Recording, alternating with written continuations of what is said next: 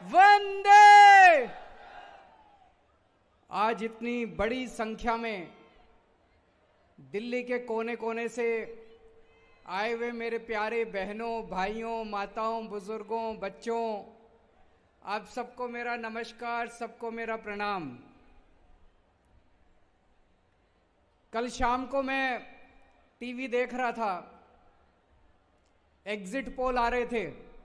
देखे आप लोगों ने? क्या देखा?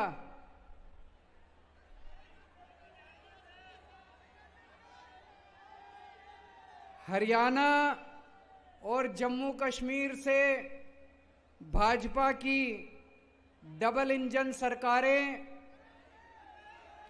जा रही हैं। दोनों राज्यों से भाजपा की डबल इंजन सरकार जा रही है। अब डबल इंजन फेल हो गया देश के अंदर। एक इंजन तो जून में ही खराब हो गया था जब इनके 240 सीट आई थी। अब दूसरा इंजन एक एक करके अभी हरियाणा से दूसरा इंजन जा रहा है, फिर जम्मू कश्मीर से जा रहा है, फिर झारखंड से भी जाएगा, फिर महाराष्ट्र से भी। अब सारे डबल इंजन की सरकार जा रही है। लोगों को समझ में आ गया डबल इंजन सरकार मतलब महंगाई, बेरोजगारी और भ्रष्टाचार। डबल इंजन सरकार मतलब महंगाई, बेरोजगारी और भ्रष्टाचार। इसीलिए पूरे देश से इनकी सरकारें जा रही हैं। अब दिल्ली के चुनाव आने वाले हैं। दिल्ली में आके ये कहेंगे डबल इंजन सरकार बना दो, डबल इंजन सरकार बना दो। इनसे पूछना जब आए कि भाई हरियाणा वालों ने बनाई थी तुम्हारी डबल इंजन की सरकार, 10 साल तक इनकी हरियाणा में डबल इंजन की सरकार रही, तो ऐसा क्या करा तुमने कि हरियाणा में आज कोई इनको अपने गांव में नहीं घुसने दे रहा? पता है आप लोगों को, आपकी रिश्तेदारियां होंगी गांव में। मैं गया था, अभी पूरे हरियाणा में घूम रहा था, मैं चुनाव प्रचार के लिए मैं गया था। भाजपा वालों को गांव के अंदर नहीं घुसने दे रहे। मतलब जैसे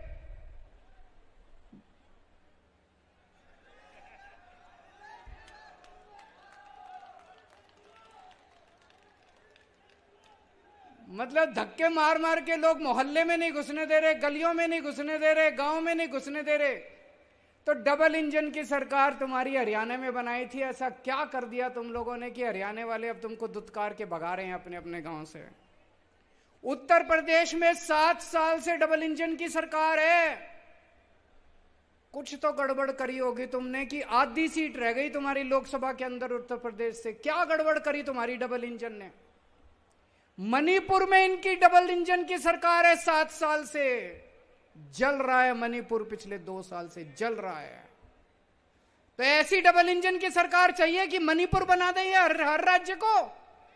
तो अगर ये आए आपके पास और कहें डबल इंजन की सरकार चाहिए, तो बोलना बिल्कुल नहीं बनानी डबल इंजन की सरकार। थक गया ये देश डबल इंजन की सरकार से। डबल इंजन का मतलब है डबल लूट, डबल भ्रष्टाचार। मोदी जी के एक दोस्त हैं, नाम पता है सब लोगों को? एक ही कहते हैं मोदी जी कहीं भी विदेश जाते हैं, उनके पीछे पीछे वो जाता है और उनके लिए ठेके इकट्ठे करके लाते हैं। देश में जितने काम है सारे उनको दे रहे हैं। केंद्र सरकार में जितने ठेके हैं सारे उसको मिलते हैं। कौन है?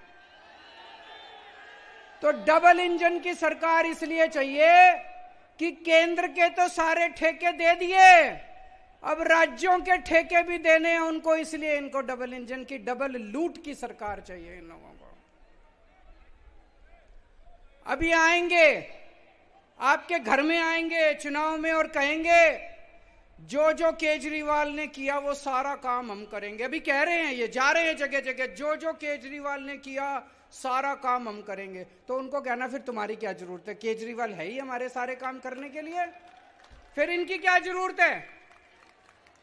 चलो इनको एक मौका देते हैं, इनसे ये पूछना केजरीवाल ने बिजली फ्री कर दी, आज इनकी 22 राज्यों में सरकारें हैं। इनसे पूछना, एक राज्य बता दो जहां तुमने बिजली फ्री करी हो। एक राज्य बता दो। गुजरात में, राजस्थान में, मध्य प्रदेश में, छत्तीसगढ़ में, उत्तर प्रदेश में, उत्तराखंड में कहीं इन्होंने बिजली फ्री करी हो? इनकी 22 राज्यों में सरकार है। हमने दिल्ली के अंदर गरीबों के लिए शिक्षा शानदार कर दी, सरकारी स्कूल अच्छे कर दिए।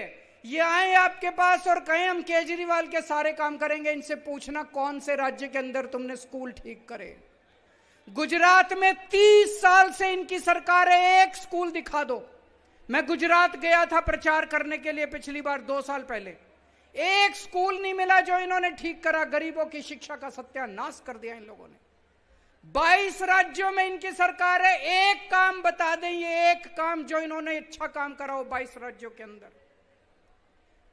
मैं आज मोदी जी को कहना चाहता हूं, प्रधानमंत्री जी, अगली साल 17 सितंबर को आप 75 साल के हो जाओगे। अगली साल 17 सितंबर को आप रिटायर हो जाओगे। 1 साल और बचा आपका प्रधानमंत्री का। मैं चैलेंज करता हूं प्रधानमंत्री जी, इस 1 साल के अंदर आप अपने इन 22 राज्यों के अंदर कोई काम करके दिखा दो जो दिल्ली के अंदर काम हुए। बिजली मुफ्त करके दिखा दो, स्कूल ठीक करके दिखा दो, अस्पताल ठीक करके दिखा दो।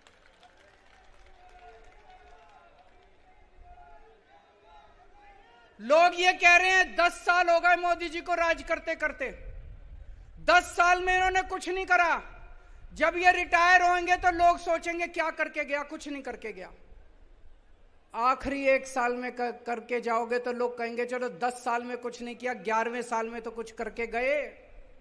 आज मैं मोदी जी को कहता हूं, चलो कुछ नहीं, एक ही काम कर दो। फरवरी में दिल्ली के चुनाव हैं, फरवरी के पहले इन 22 के 22 राज्यों में बिजली मुफ्त कर दो। दिल्ली के चुनाव में मोदी जी का प्रचार करूंगा मैं। इन 22 राज्यों के अंदर आप बिजली मुफ्त करके दिखा दो, जैसे दिल्ली में हमने दिल्ली के लोगों की बिजली मुफ्त करी है। आपका प्रचार केजरीवाल करेगा दिल्ली के अंदर। आज दिल्ली में कानून व्यवस्था, दोस्तों मैं आपसे ईमानदारी से पूछना चाह रहा हूं, चारों तरफ ऐसा माहौल हो रहा है, रोज गोलियां चल रही हैं दिल्ली में। बड़े बड़े गैंगस्टरों ने अपने ठिकाने बना लिए दिल्ली के अंदर। अखबारों में तो 2-4 खबरें ही छपती हैं। गांव देहात दिल्ली का है, जो उधर निकल जाओ इतना क्राइम हो गया, इतना अपराध हो गया। मैं लेके आया हूं आज खूब सारे। 4 अक्टूबर को खड्डा कॉलोनी, दक्षिण दिल्ली जैतपुर में नीमा हॉस्पिटल में एक 49 साल के डॉक्टर की हत्या कर दी गई गोली मार के। 30 सितंबर को उत्तम नगर में भारतीय जनता पार्टी के नेता रमनजीत सिंह की गाड़ी के ऊपर गोलियां चलाई गई। 29 सितंबर को नांगलोई में दिल्ली पुलिस के एक कांस्टेबल ने एक शराब माफिया की गाड़ी रोकने की कोशिश की और उस शराब माफिया के ऊपर गाड़ी चढ़ा के उसकी हत्या कर दी गई। 28 सितंबर को गुलाबी बाग में 4 किलो सोना 3.5 करोड़ का लूट के भाग गए।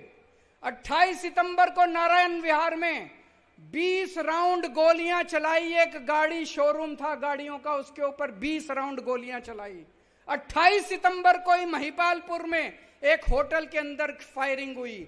28 सितंबर को ही नांगलोई में 2 लोगों ने 3 या 4 राउंड एक दुकान के। ये कई सारे हैं, ये कोई अंत नहीं है। मैं खूब सारे लेके आया हूं। ये जो अपराध दिल्ली के अंदर हो रहा है, सारी सीमाएं तोड़ दी। जैसे 90 के दशक में हम सुना करते थे बंबई में अंडरवर्ल्ड का राज था, वही हाल आज दिल्ली का हो रहा है। लोगों का घर से निकलना मुश्किल हो गया है। और ये तो वो है जो अखबारों में छप रही हैं, ये तो वो है जिसमें एफआईआर हो गई। मैं आपसे पूछना चाहता हूं, कितनी ऐसी घटनाएं हैं जो पुलिस के पास जाती नहीं है या पुलिस एफआईआर ही नहीं करती? कितनी घटनाएं ऐसी हैं दिल्ली के अंदर? आज आम आदमी का सुरक्षित जीना मुश्किल हो गया है।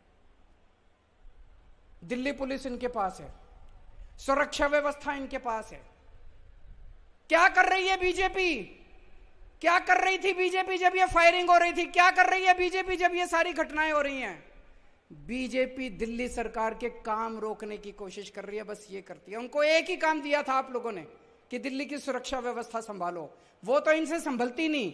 जो काम इन लोगों को दिया गया वो काम तो ये करते नहीं, लेकिन वो दिल्ली सरकार के काम, वो बस मार्शल रोकने की कोशिश करते हैं। बसों के अंदर इनको क्या पता बसों में कैसे यात्रा होती है। राजनीति में आने के पहले मैं 10 साल दिल्ली की झुग्गियों में रहा था। बसों में रोज आया जाया करता था। बसों में 10 साल तक दिल्ली की बसों में मैंने भी खाक छानी है। मुझे पता है कि दिल्ली की बसों में क्या व्यवस्था होती है। एक महिला जब दिल्ली की बस में चढ़ती है, अगर उसे बैठने को सीट ना मिले तो मैं जानता हूं उसके साथ किस तरह का व्यवहार किया जाता है। इधर से कोई छेड़ता है, उधर से कोई छेड़ता है, इधर से कोई उसको तंग करता है। किस तरह से दिल्ली की बसों के अंदर जेब कतरे काम करते हैं, किस तरह से अपराध होते हैं। जब हमारी सरकार बनी, हमने दिल्ली में बस मार्शल नियुक्त किए। बस मार्शल जब से नियुक्त किए, मेरे को चारों तरफ से पता चलने लगा महिलाएं अब अपने आप को सुरक्षित महसूस कर रही हैं। अगर किसी बस के अंदर कोई मन चला, कोई गलत आदमी किसी महिला को छेड़ता था, वो जोर से शोर मचाती थी, बस मार्शल उसको तुरंत आके दबोच लेते थे और उसको पुलिस थाने ले जाते थे। कितने ऐसे मौके हैं, मेरे को पता है हमारे बस मार्शलों ने कितने अपराध रोके हैं, कितने जेब कतरे पकड़े हैं। एक बार तो एक छोटा सा बच्चा, 4 साल का बच्चा, उसको किडनैप करके ले जा रहे थे कुछ लोग। वो बच्चा बुरी तरह से रो रहा था। बस मार्शल को शक हुआ कुछ तो गड़बड़ है। वो एक स्टॉप पे उतरा, एक आदमी उस बच्चे को लेके, वो बस मार्शल उसके पीछे पीछे उतर गया और उसको रेलवे स्टेशन तक उसका पीछा किया। तब पता चला वो बच्चे को किडनैप करके ले जा रहा था। हमारे बस मार्शल ने उस किडनैपर को पकड़ के और उसको, बच्चे को, अपने माँ बाप को लौटाया। अरे तुमसे तो नहीं संभल रही दिल्ली की सुरक्षा व्यवस्था। अगर कोई दूसरा अच्छे काम कर रहा है उसको तो मत रोको यार। अगर हमने दिल्ली की बसों में सुरक्षित व्यवस्था ठीक की थी, तुम्हें यह पूरी दिल्ली के अंदर करनी चाहिए थी। तुमने बसों के अंदर भी बंद कर दी। शर्म आनी चाहिए तुम लोगों को। इन्होंने बस मार्शल 1 साल हो गया दिल्ली के अंदर बंद किए हुए। 3-4 बार तो मैं दिल्ली के एलजी के पास होके आया। मैंने दिल्ली के एलजी के पैर पकड़े, मैंने कहा ये बस मार्शल बंद मत करो। एक तरफ इन्होंने दिल्ली में बसों के अंदर महिलाओं को सुरक्षित कर दिया, यात्रियों को सुरक्षित कर दिया। दूसरी तरफ ये बस मार्शल कौन है? ये गरीब बच्चे हैं बेचारे। 15-15 हजार रुपए मिलते हैं इनको महीने के। अरे 15 हजार रुपए में आजकल कौन नौकरी करता है? गरीब आदमी तो नौकरी करता है। कोई इनका बीजेपी के नेताओं का बच्चा तो नौकरी नहीं करता बस मार्शल की। गरीब आदमी तो नौकरी करता है। बहन जी गलत तो नहीं कह रहा? गरीब आदमी तो नौकरी करता है। इन 10,000 बस मार्शल की नौकरी छीन ली इन लोगों ने। और कितनी नौटंकी कर रहे हैं, कितना झूठ बोल रहे हैं। कभी कहते हैं कैबिनेट नोट पास नहीं किया, कभी कहते हैं फलाना नोट पास नहीं किया, ये नहीं किया। कल हमारी सारी कैबिनेट बैठ गई इनके साथ। आतिशी जी, सौरभ भारद्वाज, ये हमारे सारे मंत्री बैठ गए। बोले बताओ कहां साइन करने हैं? बोले कैबिनेट नोट पास करो। इन्होंने कैबिनेट नोट बना दिया। कल ये सारे दिल्ली के सामने, सारे देश के सामने ये नंगे हो गए ये लोग। इसका मतलब इनकी नीयत नहीं है। इनकी नीयत नहीं है। ये गरीबों के खिलाफ हैं ये लोग। ये गरीब विरोधी हैं। मेरे को पता चला जब मैं जेल में था, इन्होंने 500 डेटा एंट्री ऑपरेटर निकाल दिए अस्पतालों से। गरीब डेटा, जब आप सरकारी अस्पताल में जाते हो, खिड़की पे जाते हो, जो आपकी पर्ची बनाता है वो तो गरीब आदमी होता है जो पर्ची बनाता है। पर्ची बनाने वाले 500 आदमी निकाल दिए इन लोगों ने, बीजेपी वालों ने। 1000 आपके सीवर की सफाई करने वाली लेबर निकाल दी इन लोगों ने। जब मैं जेल में था, सीवर की सफाई करने वाले 1000 कर्मचारी निकाल दिए इन्होंने। इन्होंने अलग अलग विभागों से फेलोज निकाल दिए इन लोगों ने। इन्होंने 5000 होमगार्ड की तनख्वाह रोक रखी है 5 महीने से। इन्होंने वृद्धावस्था पेंशन रोक रखी है 5 महीने से। इन्होंने विडो पेंशन रोक रखी है, विधवा पेंशन रोक रखी है 6 महीने से। इन्होंने डीटीसी के जो पेंशनधारी हैं उनकी 8 महीने से पेंशन रोक रखी है। अरे शर्म कर लो यार। अरे भगवान से डरो तुम लोग। भगवान है इस दुनिया में, है कि नहीं है? कौन कौन मानता है भगवान है? अरे बहुत बुरा करेगा तुम लोगों का। इनकी हाय लगेगी। ये गरीब हैं सारे, ये कोई अमीर लोग नहीं है। इनकी तनख्वाह रोक ली, इनकी नौकरियां छीन ली, हाय लगेगी तुमको। तुमको लगता है ऐसे तुम दिल्ली जीतोगे? अरे कुछ अच्छे काम करो यार तुम। तुम्हारे पास इतनी बड़ी ताकत है, केंद्र सरकार में तुम्हारी सरकार है, इतना पैसा है, कुछ अच्छे काम करते। लेकिन अब चिंता मत करना, तुम्हारा केजरीवाल आ गया, सबकी तनख्वाह दिला दूंगा।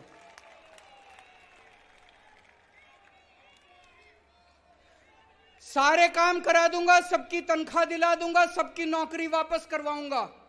जितने बस मार्शल हैं, सारे बस मार्शल को कहना चाहता हूं, आपका बड़ा भाई आ गया, लड़ेंगे। कल मैंने देखा कैसे सौरभ भारद्वाज विजेंद्र गुप्ता के पैरों के अंदर पड़ा था। ये छोटी बात नहीं है भाई साहब, बहुत बड़ी बात है।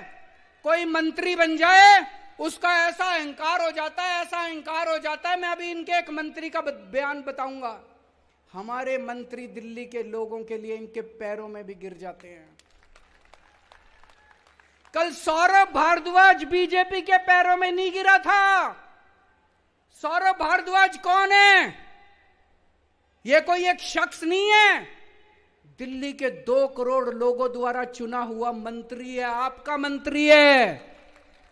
कल सौरभ भारद्वाज बीजेपी के पैरों में नहीं था, इस देश का जनतंत्र बीजेपी के पैरों में गिर के कराह रहा था। बड़ी शर्म आई, जिस पार्टी को 62 सीटें दी लोगों ने और जिस पार्टी को 8 सीटें दी, वो 62 सीटों वाली सरकार बीजेपी के पैरों में गिर के उनसे भीख मांग रही है, हमारे बस मार्शल्स को बचा लो। मैं जब जेल गया, इन्होंने आपकी सड़कें खराब कर दी, सड़कों की रिपेयर बंद करा दी, जगह जगह सीवर की मेंटेनेंस बंद करा दी। इन्होंने, हम दवाइयां फ्री देते हैं अस्पतालों में, मोहल्ला क्लिनिक में, फ्री दवाई, फ्री टेस्ट का इंतजाम किया है। 8 साल से सही चल रहा था, सबको फ्री दवाइयां मिल रही थी, सबको 9 साल से फ्री दवाइयां, फ्री टेस्ट। मैं जेल गया, इन्होंने आपकी दवाइयां बंद करा दी, इन्होंने आपके टेस्ट बंद करा दिए। मेरे को बड़ी तकलीफ हुई। अरे इस पृथ्वी के ऊपर भगवान ने भेजा है कुछ पुण्य कमाने के लिए यार। सत्ता के लिए इतना अहंकार मत करो, सत्ता के अहंकार में इतने मत चूर हो जाओ कि इतने बुरे पाप करने लगो। अगर दवाइयों की वजह से किसी की मौत हो जाएगी, अस्पतालों के अंदर दवाइयों की वजह से अगर लोग बीमार रहेंगे, तो इससे तो अपना ही नुकसान होगा, दिल्ली के लोगों का ही नुकसान होगा, जनता का ही नुकसान होगा।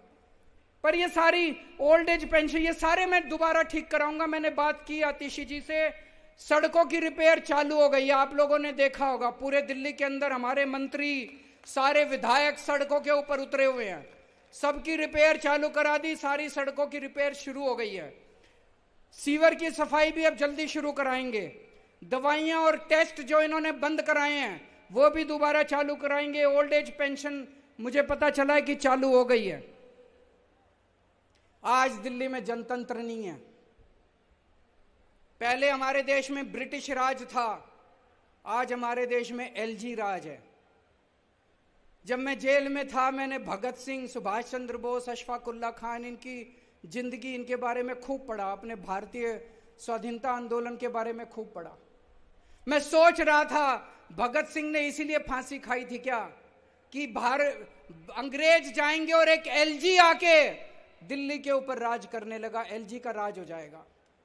अगर दिल्ली की जनता चाहती है कि दिल्ली में बस मार्शल होने चाहिए, तो क्या एलजी को बस मार्शल हटाने की पावर होनी चाहिए?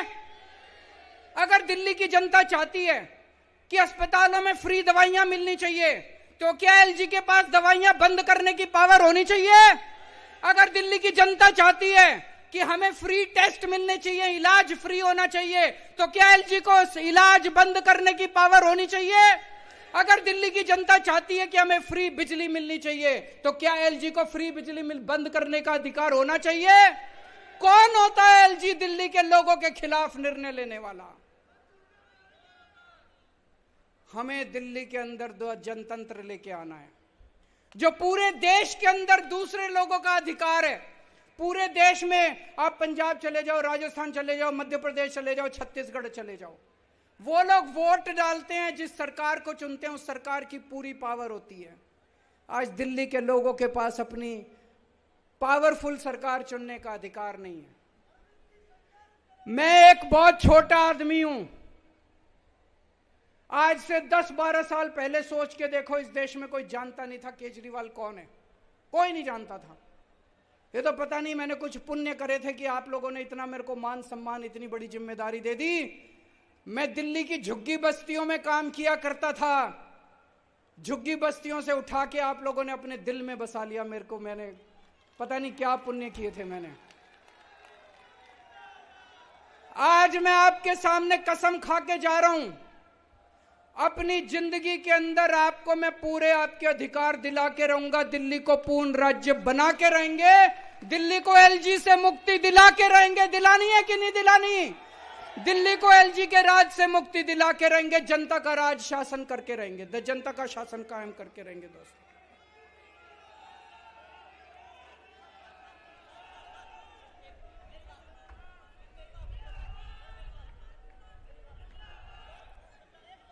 मैं आपके परिवार, कोई नहीं, मैं आपसे मिलूंगा, मिलके जाऊंगा। आप बैठ जाओ, सामने बैठ जाओ, आपसे मिलके जाऊंगा, चिंता ना करो। कोई मिलना चाह रहा है, मैं सबसे मिलता हूं भाई साहब, मैं किसी से मना नहीं करता। दोस्तों, मैंने अपने 2 करोड़ लोगों को परिवार माना है। आप सब मेरा परिवार हो। अब अगर आपके घर में महंगाई हो रही है बहुत ज्यादा, मोदी जी ने महंगाई कर दी, तो क्या मैं चुप बैठा रहूं? मेरे को कुछ करना चाहिए, नहीं करना चाहिए? मैंने आपकी बिजली फ्री कर दी, बताओ क्या कसूर करा? मैंने आपका पानी फ्री कर दिया, बताओ क्या कसूर करा? दिल्ली की सारी महिलाएं मेरे को अपना भाई मानती हैं। मैंने अपनी बहनों के लिए बस का किराया मुफ्त कर दिया, बताओ क्या गलत करा? दिल्ली के जितने बच्चे हैं उनको मैं अपना बच्चा मानता हूं, उनके लिए मैंने अच्छे स्कूलों का इंतजाम कर दिया, बताओ क्या गलत करा? मोदी जी कह रहे हैं फ्री की रेवड़ी दे रहा है, फ्री की रेवड़ी दे रहा है, फ्री की रेवड़ी दे रहा है, मुफ्त की रेवड़ी दे रहा है केजरीवाल, मुफ्त की रेवड़ी दे रहा है। मैं मोदी जी को कहना चाहता हूं, अगर गरीबों के बच्चों को अच्छी शिक्षा देना मुफ्त की रेवड़ी है, तो हां, केजरीवाल मुफ्त की रेवड़ी दे रहा है। अगर दिल्ली के लोगों को अच्छा इलाज देना मुफ्त की रेवड़ी है, हां, केजरीवाल मुफ्त की रेवड़ी दे रहा है। अगर दिल्ली के लोगों को महंगाई से छुटकारा दिलाना, बिजली की फ्री करना मुफ्त की रेवड़ी है, हां, केजरीवाल मुफ्त की रेवड़ी दे रहा है। आज मैं मुफ्त की रेवड़ियां लेके आया हूं। ये एक पैकेट है, इसमें 6 रेवड़ी हैं। आप जब यहां से जाओगे तो बाहर गेट पे आपको एक एक पैकेट मिलेगा, 6 रेवड़ी का। केजरीवाल ने 6 मुफ्त की रेवड़ी दी है दिल्ली के हर नागरिक को। ये 6, इसमें 6 मुफ्त की रेवड़ी है। कौन कौन सी है? पहली रेवड़ी मुफ्त बिजली, दूसरी रेवड़ी मुफ्त पानी, तीसरी रेवड़ी बुजुर्गों के लिए मुफ्त तीर्थ यात्रा, चौथी रेवड़ी महिलाओं के लिए मुफ्त बस यात्रा, 5वीं रेवड़ी सबके लिए फ्री और शानदार शिक्षा, 6ठी रेवड़ी सबके लिए मुफ्त और अच्छा इलाज। ये 6 रेवड़ी दे रहा हूं, 7वीं रेवड़ी आने वाली है, हर महिला को 1000-1000 रुपए उनके बैंक अकाउंट में।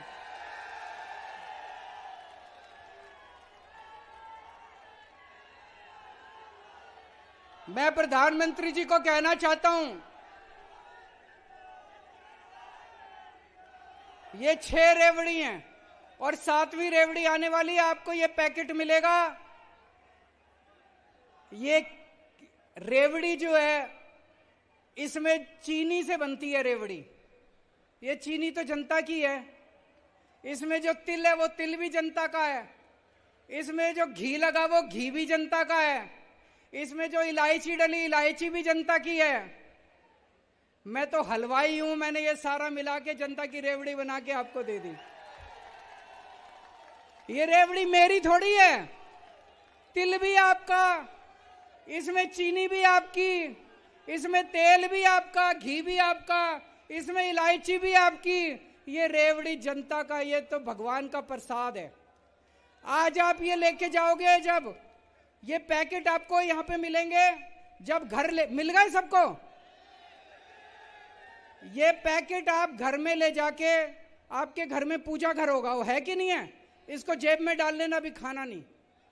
घर में जाके पूजा घर में रख के पूजा करके इसकी भगवान के सामने, ये प्रसाद है, ये प्रसाद है, ये प्रसाद है। इस प्रसाद को पूजा घर में रख के इसका प्रसाद चढ़ा के फिर सबको बांट देना, घर के अंदर एक एक सबको बांट देना।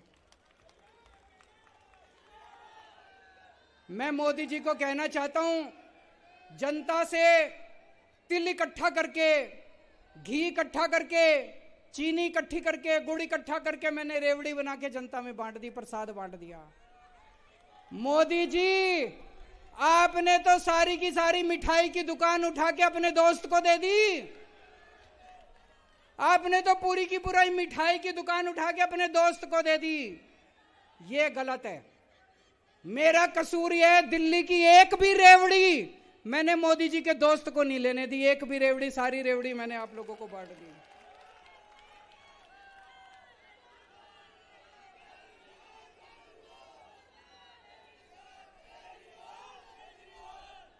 इन्होंने दोस्तों पूरी प्लानिंग कर रखी है।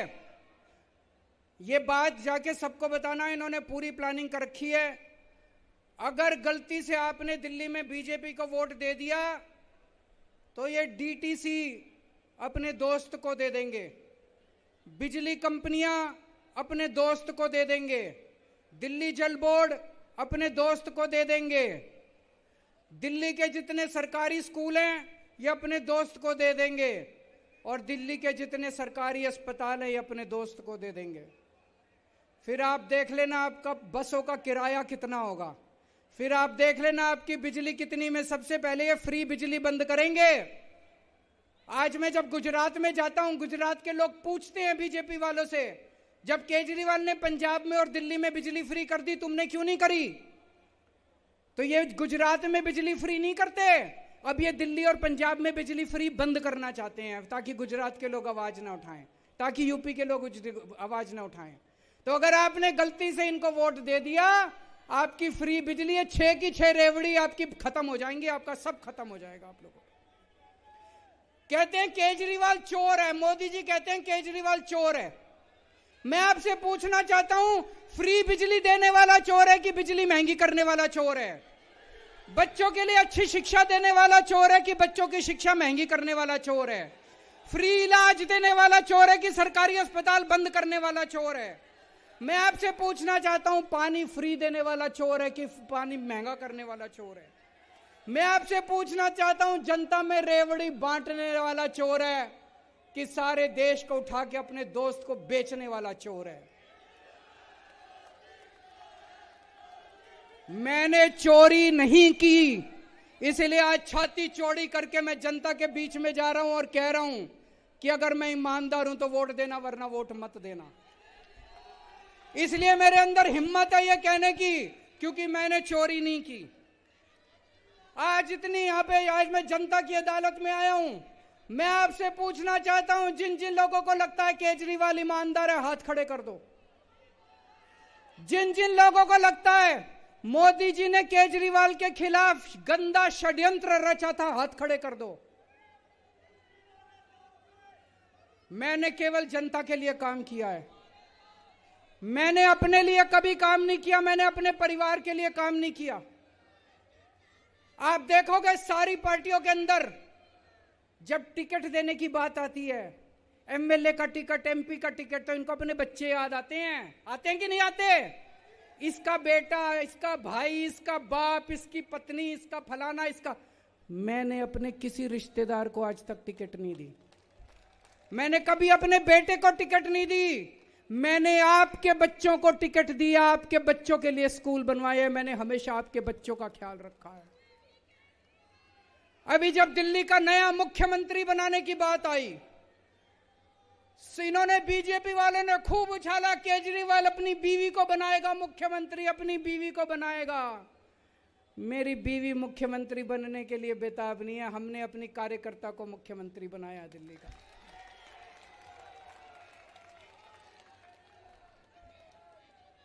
जब मैं जेल के अंदर था दोस्तों, इन्होंने तरह तरह से मुझे यातनाएं देने की कोशिश की। इन्होंने मेरा इंसुलिन रोक दिया, मेरी दवाइयां रोक दी। पिछले 10 साल से मेरे को रोज 4 बार इंसुलिन के इंजेक्शन लगते हैं पेट में, 4 बार रोज, सुबह 3 बार खाने के पहले और 1 बार सोते टाइम, 4 बार इंजेक्शन रोज लगते हैं इंसुलिन के।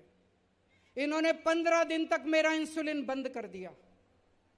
मैं अमित शाह जी से पूछना चाहता हूं, अमित शाह जी को भी शुगर की बीमारी है, अमित शाह जी को भी इंसुलिन के इंजेक्शन लगते हैं। मैं उनसे पूछना चाहता हूं, अमित शाह जी मेरे को यह बता दो, अगर 15 दिन आपके इंसुलिन के इंजेक्शन बंद कर दे तो आपका क्या हाल होगा? अमित शाह जी मेरे को बता दे, उनको भी डायबिटीज है, उनको भी इंसुलिन के इंजेक्शन लगते हैं। अमित शाह जी आपने मेरे इंसुलिन के इंजेक्शन बंद कर दिए तिहाड़ जेल के अंदर 15 दिन। आपके अगर 15 दिन इंजेक्शन बंद कर दिए जाएं, आपका क्या हाल होगा? मेरी किडनी खराब हो सकती थी, किडनी खराब होकर मेरी मौत हो सकती थी। अमित शाह जी क्या यही आपका मकसद था? क्या आप यही चाहते थे? अमित शाह जी 2010 में 4 महीने के लिए अमित शाह जी को जेल हुई थी, गुजरात की जेल में रहे थे वो 4 महीने के अंदर, 4 महीने के लिए। मैं उनसे पूछना चाहता हूं, क्या आपके भी इंसुलिन के इंजेक्शन बंद कर दिए गए थे जब आप जेल में थे? तो आपने मेरे साथ ऐसा क्यों किया? आपकी क्या मंशा थी? यह देश जानना चाहता है। जानना चाहते हो कि नहीं जानना चाहते? यह देश जानना चाहता है आपने केजरीवाल का इंसुलिन बंद क्यों किया जेल के अंदर। मैं आज अपने पार्टी के कार्यकर्ताओं से एक ही चीज कहना चाहता हूं। मैंने कई बार बोला है, हम राजनीति में आए हैं, राजनीति में आने के बाद जब आप सत्ता में होते हो आपके अंदर अहंकार आ जाता है। अहंकार मत करना कभी भी। इन दूसरी पार्टियों से सीखो, जब जब इन्होंने अहंकार किया इनका क्या हाल हुआ, इनका क्या हाल हुआ, इनके नेताओं का क्या हाल हुआ। और कभी आज ये जिस तरह से बीजेपी वाले गुंडागर्दी पे उतरे हुए हैं, इनसे गुंडागर्दी मत सीखना। मैं इनके एक बहुत बड़े नेता हैं, नाम लेना ठीक नहीं है, उन्होंने अभी 1-2 दिन पहले ट्वीट किया है, मैं वो ट्वीट पढ़ के सुनाना चाहता हूं। उन्होंने ट्वीट किया है, तुम हरामी के पिल्लों को जहर उगलने की इतनी जल्दी है कि ठीक से पूरा न्यूज भी नहीं पढ़ते। हरामजादे, उसी न्यूज में लिखा है कि तुम्हारे बाप के जमाने से चली आ रही पुरानी। ये इनके सीनियर नेता की भाषा है।